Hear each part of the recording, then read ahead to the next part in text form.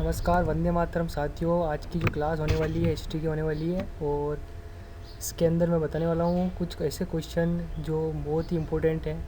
तो हमारा फर्स्ट हम लेंगे कि अकबरनामा जो है किसने लिखी थी और इसका संक्षिप्त परिचय लिखेंगे।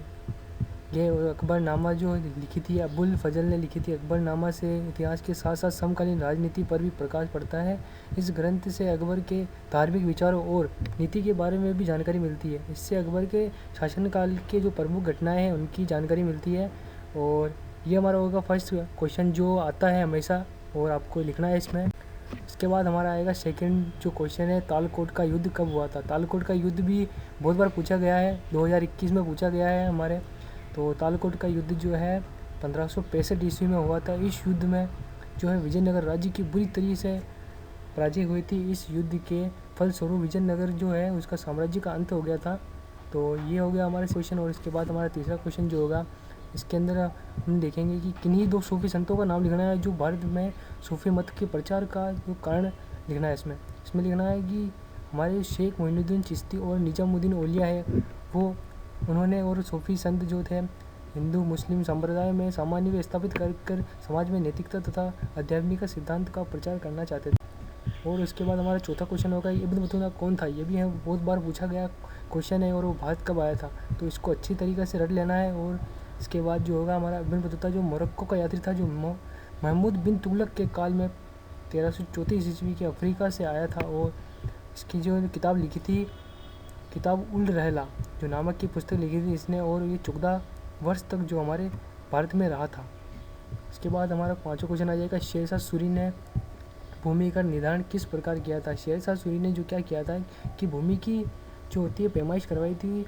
उसने भूमि को उत्तम मध्यम और निम्न भागों में बांटा था। उसने प्रति बीघा भूमि का औसत उपज निकाल कर उस उपज को 1/3 भागों में भूमि कर के रूप में लिया था और सबसे लगान के रूप में उनको लेता था। उसके बाद हमारा हो जाएगा छठा क्वेश्चन में हो जाएगा शिवाजी ने मुगलों से संघर्ष क्यों किया। क्योंकि वो मराठा जाति के को संगठित कर उसे शक्तिशाली बनाकर दक्षिण भारत में स्वतंत्र मराठा राज्य की स्थापना करना चाहते हैं। और उनका मुख्य उद्देश्य था कि बीजापुर गोलकुंड और मुगलों को पराजित कर उनकी शक्ति को नष्ट करना। लेकिन ऐसा नहीं हो पाया क्योंकि वो मुगल जो थे बहुत ही चालाक थे।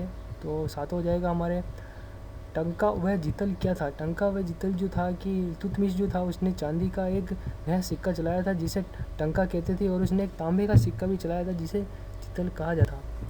और उसके बाद हमारा आठवां क्वेश्चन होगा कि मुगल काल के समय जो बंगाल की राजधानी थी वो थी हमारी हो जाएगी लाखनौती जो थी हमारी बंगाल की राजधानी हो जाएगी मुगल के समय।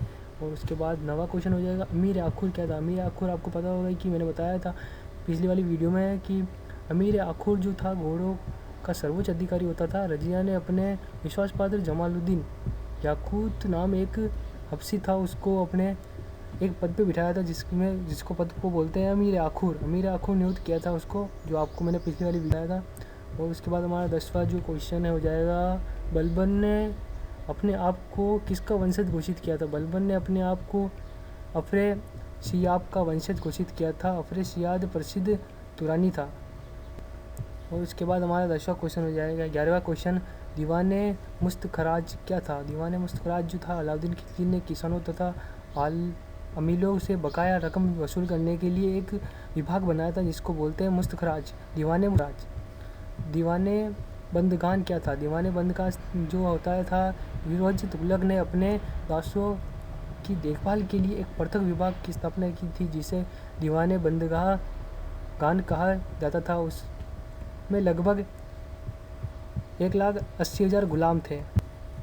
मोहम्मद तुगलक ने कृषि में वृद्धि के लिए किस विभाग की स्थापना की। उसने जो मोहम्मद बिन तुगलक ने कृषि में वृद्धि के लिए नए विभाग की स्थापना की जिसे दीवाने कुही कहा जाता था। ये बहुत वेरी इंपॉर्टेंट है, इसको लिख लेना अच्छे से। और उसके बाद हो जाएगा मुगल काल में कौन से 5 कर वसूले जाते थे। ये बहुत बार पूछा गया है, इसको अच्छे से रट लेना है, बिल्कुल छोटा सा है। खिरज, जातक और खमास, जजिया, और ये पाँचों जो हो जाएगा उर्स हो जाएगा, ऊनी है ये उर्स हो जाएगा। मुगलकालीन प्रांतीय सूबेदार के प्रमुख कार्य क्या थे। उनके बाद जो है प्रांत में जो शांति का व्यवस्था बनाए रखना था, न्याय करना था, राजस्व वसूली में सहयोग करना, सम्राट के आज्ञाओं का पालन करना। और इसके बाद एक वीडियो और आने की आएगी, इसको भी आप देख लेना अच्छे से। और कंप्लीट करना है इसको भी अच्छे से।